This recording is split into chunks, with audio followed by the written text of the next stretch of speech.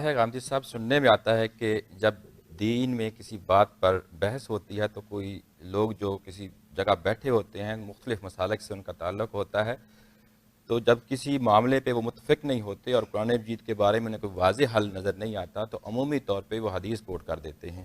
پھر اس کے بعد یہ بحث چھڑ جاتی ہے کہ یہ حدیث صحیح ہے یا ضعیف ہے. ہمیں کوئی ایسی چیز بتا دیں جس کی بنیاد پہ ہم یہ کہہ سکیں کہ یہ حدیث صحیح ہے یا ضعیف ہے. وہ کیا کرائیٹیریا ہے؟ بازار سے ایک سونار کے پاس جا کے کسوٹی لے آئے، لگا کے دیکھ لیا کر. دیکھیے بات یہ ہے کہ ہمارا پورا کا پورا دین کسی ایک چیز کی کمی یا اضافے کے بغیر پورا کا پورا دین اللہ کی کتاب قرآن مجید میں اور نبیوں کی سنت میں موجود ہے. یہ سنت انبیاء علیہم السلام کی سنت ہے جس کو رسول اللہ صلی اللہ علیہ وسلم نے آگے کے لیے سینکشن دے کر جاری کر دیا ہے.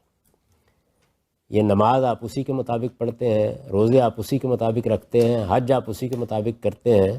میں نے اپنی کتاب میزان میں سنن کی فہرست مرتب کر کے ایک صفحے پر اس کے عنوانات لکھ دیے تاکہ یہ بحث ختم ہو جائے.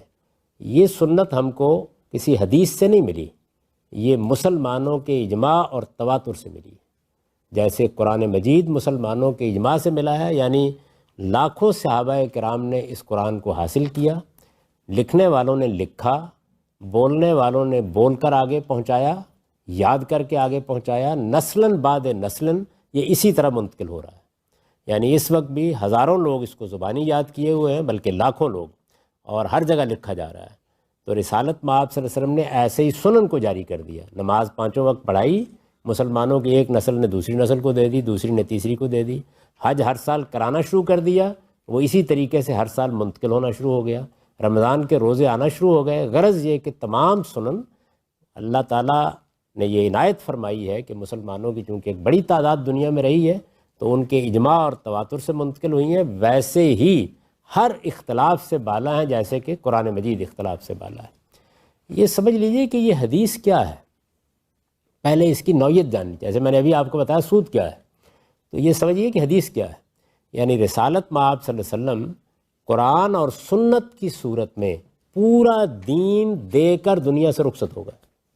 پورا دین، کوئی کمی نہیں چھوڑی آپ نے. لیکن آپ جانتے ہیں کہ جب اتنی بڑی شخصیت دنیا سے رخصت ہوگی تو اس کے بعد وہ لوگ جنہوں نے آپ سے ملاقات کی، جنہوں نے کوئی بات آپ سے سنی، جنہوں نے کبھی کوئی آپ کو بات کرتے دیکھا، وہ زبان بالکل بند تو نہیں کر لیں گے. اس میں شبہ نہیں کہ بعض صحابہ نے اس معاملے میں بڑی احتیاط برتی اور فی الواقع زبان بند ہی رکھی، لیکن بہت سے لوگوں نے اس کو بیان کرنا شروع کر دیا. کسی نے کہا کہ میں رسالت مآب صلی اللہ علیہ وسلم کی خدمت میں حاضر ہوا تھا، میں نے یہ سوال کیا تھا، آپ نے یہ جواب دیا تھا.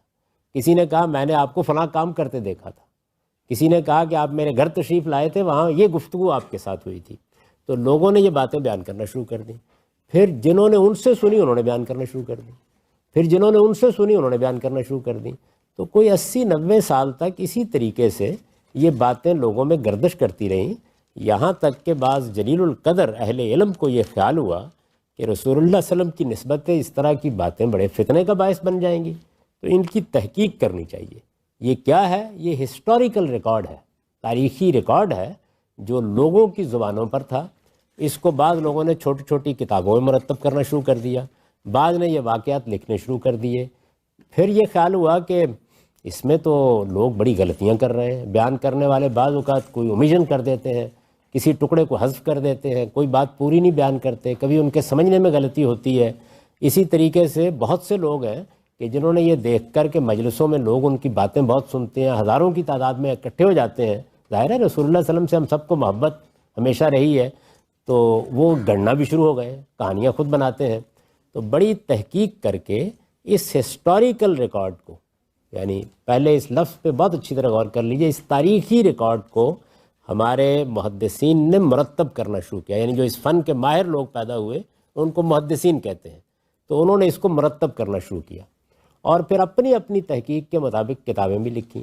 یہ کوئی لاکھوں کی تعداد میں باتیں تھیں جن کے اندر سے انہوں نے چھان پھٹک کے، کسی نے 5000، کسی نے 4000، کسی نے 7000، کسی نے زیادہ یا کم مجموعے مرتب کرنا شروع کر دیے. اور پھر بتایا بھی انہوں نے کہ میں نے اس میں تحقیق کیا کی ہے.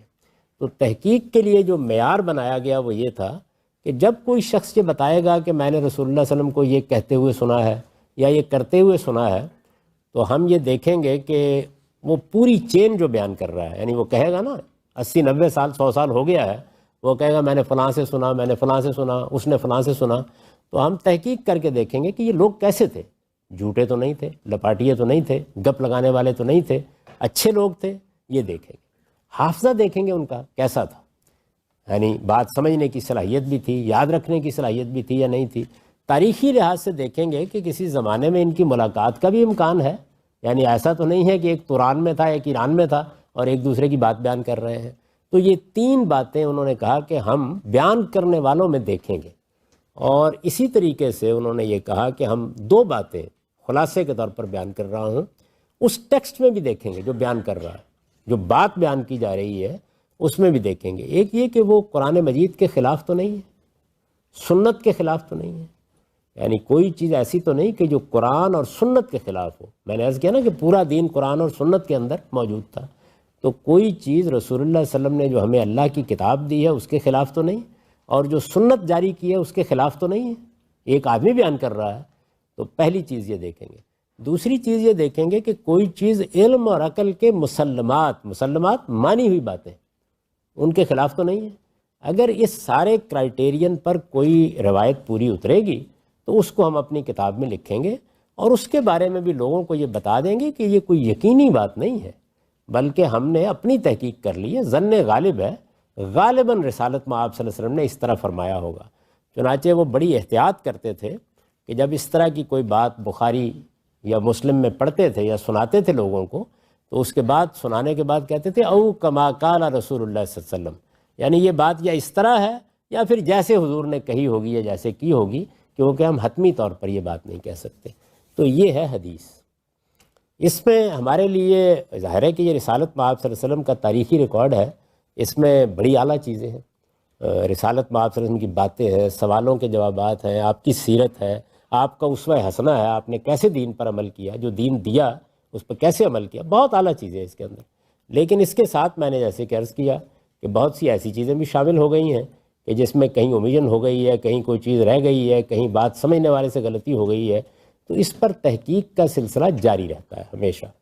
تو جب عام آدمی جو کامن مین ہے اس کو اپنا دین جاننا ہو تو اسے قرآن اور سنت سے دین کو جاننا چاہیے، اس میں نہ کوئی اختلاف ہے، نہ کوئی اختلاف ہو سکتا ہے۔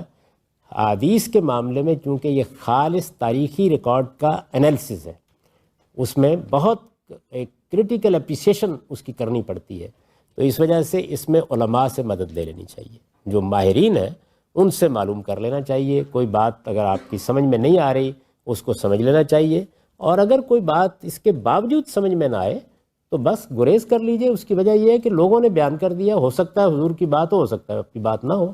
ہمارا پورا دین قرآن اور سنت میں موجود ہے، اور یہ حدیث اس کی محتاج ہے کہ اس کو قرآن کی روشنی میں سمجھا جائے، اس کی محتاج ہے، قرآن اس کا محتاج نہیں۔ جی اگلا